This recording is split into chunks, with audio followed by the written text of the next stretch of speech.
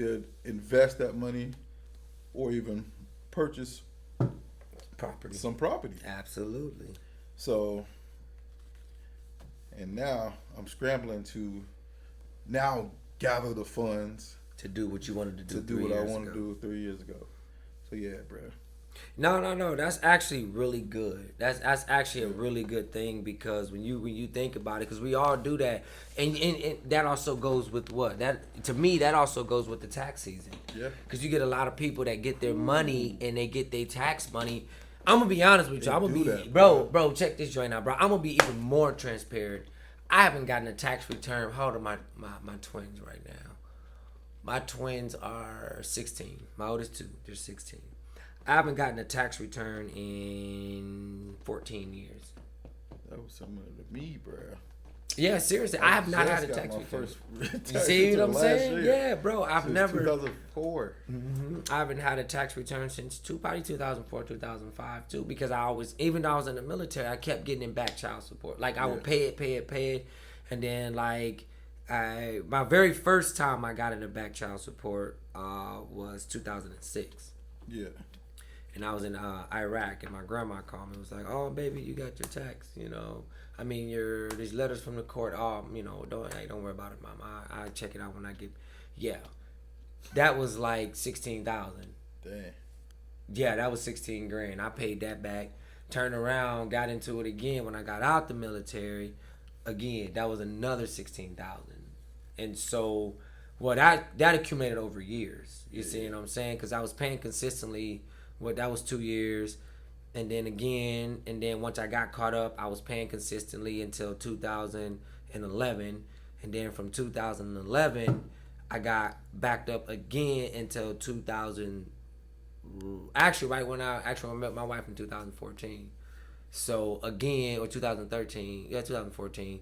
Again, I was $16,000 getting back. But by that time, I had kind of got it dropped because I was taking care of my two youngest kids in Germany. So I got them to drop it by a couple of hundred.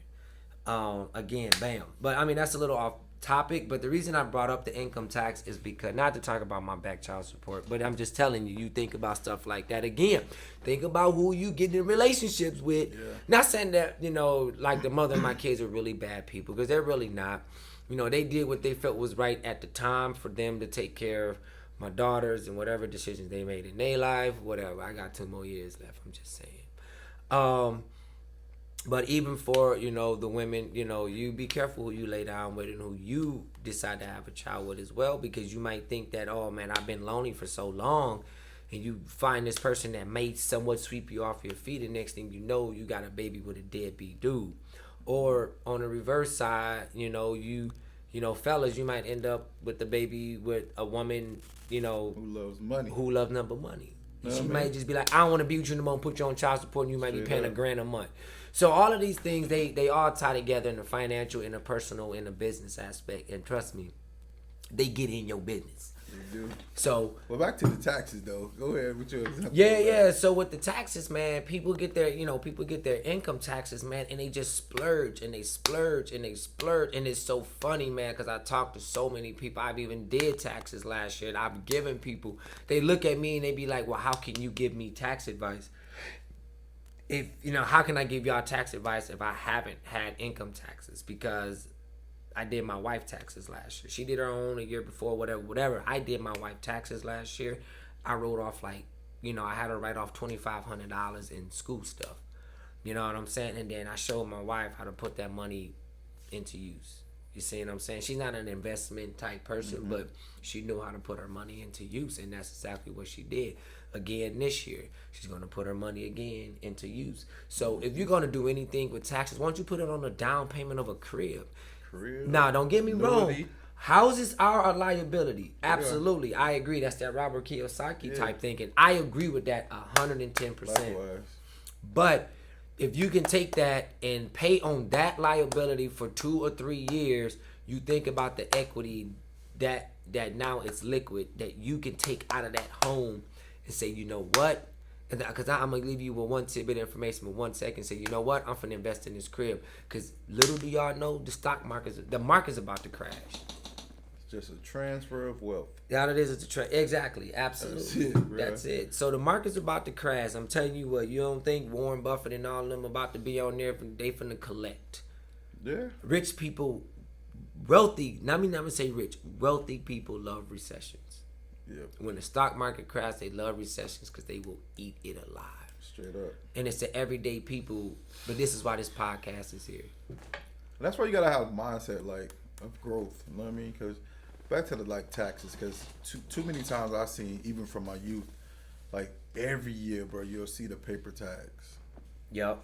I just don't Every get it. year. That's a real liability. You not getting nothing for Straight that. up. And then Nothing. by middle of the year, the car repo. Yep. So that desperation of you not doing your research, first educating yourself of what like money is. Yeah. Right. You know what I mean? Because like even like with the Robert Kids, like he was like, man, the poor buy liabilities and the rich buy assets. But even more, he went into more depth. Like we buy luxuries first. Yep. I mean, that's why you can pull up to a mansion and you'll see a 1985 Toyota Corolla, because they focus on their asset columns first. Yeah. To be able to purchase this home, and then once that assets column out seated their what? Yeah, exceeds their liabilities. Their expenses. Yep. Then that's when you make that purchase. But because we don't educate ourselves, we feel that we're desperate. Oh man, I'm tired of catching a ride with this person. I'm tired of giving this person this much. But I guarantee you catching a ride with that person is less than this car payment or the cost of an expense when that car breaks down. Absolutely. Yep. So it's about doing your homework, educating yourself, and then taking massive action to achieve your goals. Absolutely. And that's what this, and again, that's what this podcast is about, is to get people to start really thinking. And it's the transparency of it, because we are literally pushing our way towards this. Check this out. I don't know how much this is going to help anybody else. I didn't even tell you this. I got something for you. I got a savings account on Credit Karma. All right. And with that savings account on Credit Karma, as I continuously... Okay, what would you rather do? And I'm going to ask you that before I continue. So what would you rather do? Would you rather put money into a bank that you're going to get, your APY is probably going to be 2, 3, maybe 1% if that a year? Or would you rather invest or put your money into a savings account that's going to build your credit? Ooh. Because it's going to help balance the debt to income ratio. Because that's what credit is based off of, is debt to income ratio. See, based on the knowledge I have, I don't know if I would even. I probably would choose a third option. Okay, what would be your third option? Like an annuity, some type of annuity account or interest-bearing account. You can do that. I know where I'm gonna get more money. Well, how would you back. know? Let me ask you this though, and this is putting you on the spot now. Do you know about Rule 72? Oh no, Rule 72. I've heard of it, but no. No, okay. Rule 72 will let you know how much interest, how long it's going to take for your account to actually compound that interest. Oh yeah. Yeah, so that's Rule 72. So you take, if they're giving you 18% and you divide that by Rule 72, or by 72%, or by the number 72. So if it's 18.9%, of course you round it to 19%, or round down to 18.7%. 18.7 or 18 divided by 72, that's how long it's going to take for you to actually get that entire 18%, if I understood the rule correctly. If not, you can correct me down in the comments below and kind of let me know, but that's kind of what I researched and I kind of learned that. But here's why I wouldn't choose either of those two. Okay. Because if my assets column is building, why would I need credit? Well, what if you don't have it? Why would I need to focus on credit? Well, because credit by assets, right? No. So even with that, like even purchasing a house on credit. Okay. What Knowing credit? what I know now, Okay. that wouldn't be my first goal. Okay. You know what I mean? I would find a way to build a cash flow.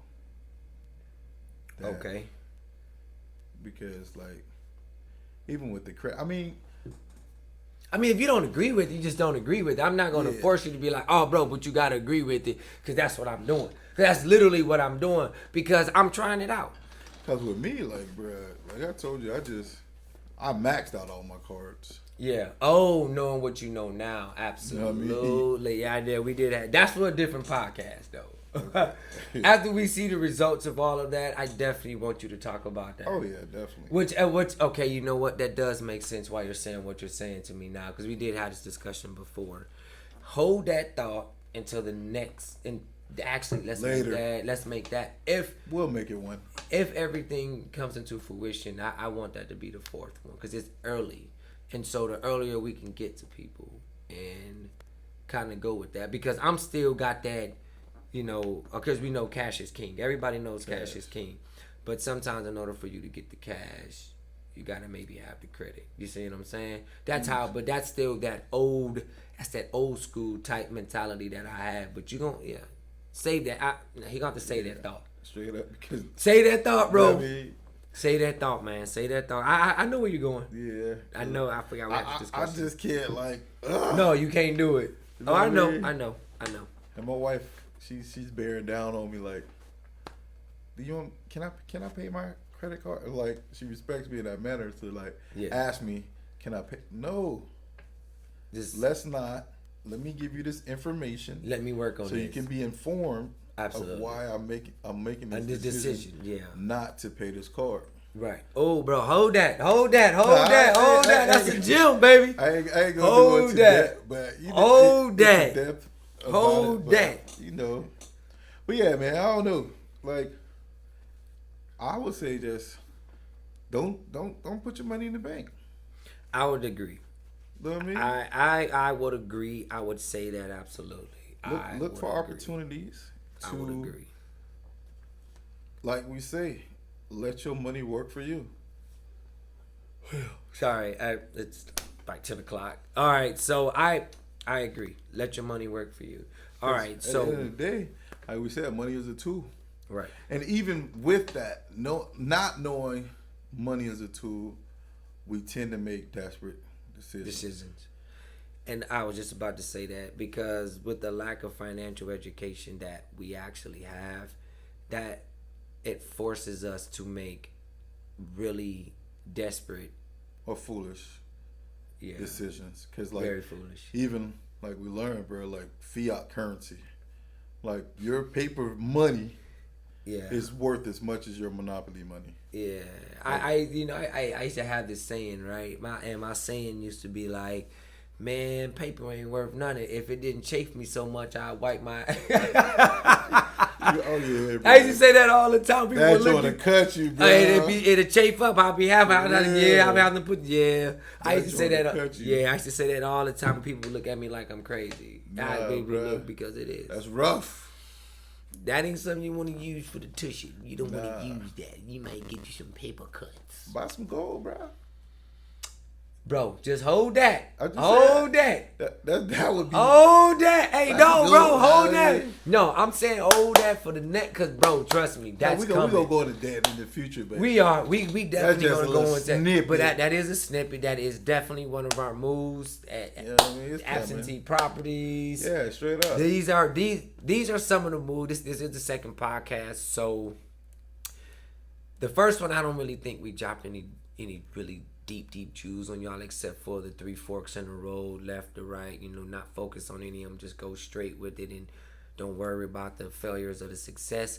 But now we're going to start really dropping some real jewels, and we're going to go through this journey of transparency. Straight up, and bro. we're really finna start showing y'all exactly what it is that we're doing. And bro, you know how I learned, like today I was on the road going to Stewart working, and I was thinking of that, the forks in the road, with all of these distractions on the side of the road. With the shops, storefronts on each side. The billboards.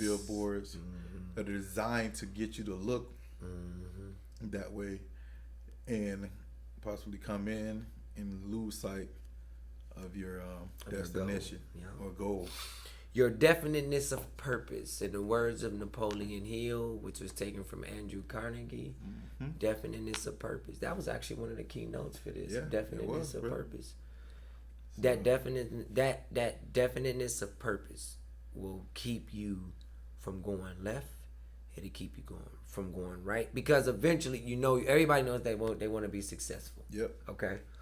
And the reason why is when it comes to the left and to the right, and I think why more or less I focus so much on the straight and not the left and the right is because, one, I don't want to be fearful, and two, I don't want to be arrogant or egotistical, because money doesn't make you who you are.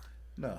And that's what people get so caught up in, the success, that they forget who they are and what's important. But I think even on that journey, like, people look at you as you're cocky. Absolutely. Like, not all right. So me, I work at Amazon as well. On my days off from this grind, from cutting hair. So I see the crabbiness. Crabs in a barrel. People trying to, because that's all they know.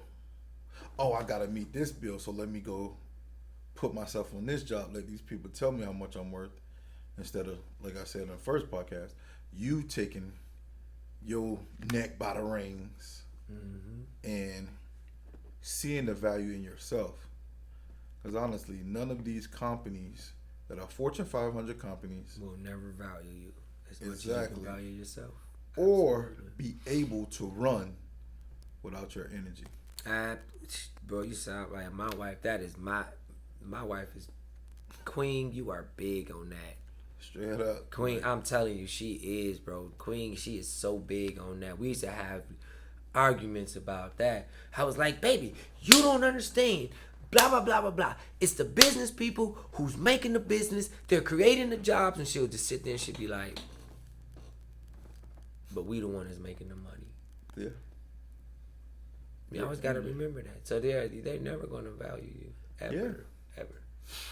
And so, I mean, it's just like something in the Bible when it says, the poor you will have with you always.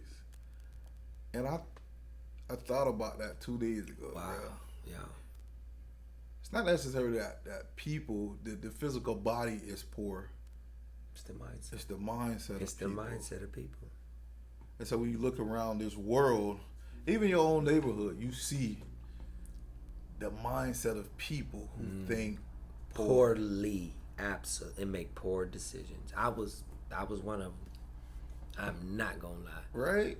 Me too. I mean, I've had a desire to be rich. Then I had a desire to be wealthy. Now I got a desire to leave a legacy. Straight up. And like, But I got a lot of other shit to so work with that, knowing that your energy is money, take the energy that you have after you come off this 9-to-5 job to really pour into yourself. It's just like someone said the other day, if you got this person who's spending 20% of their energy into this thing and 20% of their energy into something else, but you got this one person who's spending 100% of their energy into this craft that they have, who you think is going to build the most notoriety just by focusing on putting their energy into that one area of skill? And not only the most notoriety, but knowledge. because that they're you looking gain at everything from consistent muscle memory of doing the same thing over and over. Muscle memory, absolutely. I agree with that. And you know what's so funny? That's so funny. I know it might not be. I think we're way off subject. I think. No, actually, we're not. Nope, we're not. Sorry, because I'm finna talk about working out. But anyways, I can take it for the same concept. Say you're a guy. I'm skinny. All right, you can see that. All right. So I've done the same exact workout for 13 years. My body is so used to it. Literally, my body is so used to it. I've never changed my regimen, ever. Only thing that changes is the weight. I've done the same workout for 13 years. If you give me a month, 6 weeks, it will look like I've been in the gym all year. That's muscle memory. Yeah. But that's because I put all my energy into here. I don't go to the gym on Monday and do pyramids and then do this and then do that and then do this and then trying to combining 30 different exercises together, because I put all my energy into this one workout, this one regimen, and I've been doing for 13 years. And so with that being said, because I've done the homework, I've done the research, I know it works, so I stick to it. Why do I need to go do anything else? Yeah. Because I know it works. But these guys, again, or women, they get, again, desperate. Almost everything in life is, you can almost consider it desperation. And I think why this subject is so... Even losing weight. That's what I mean. Yes. Going to the gym and hiring a personal trainer. Because you're too lazy to put in the work, to do the research, to know what it takes to lose the weight. You then what? You turn to other folks. Just like you're too lazy to put in the work to start your own company. Absolutely. You then what?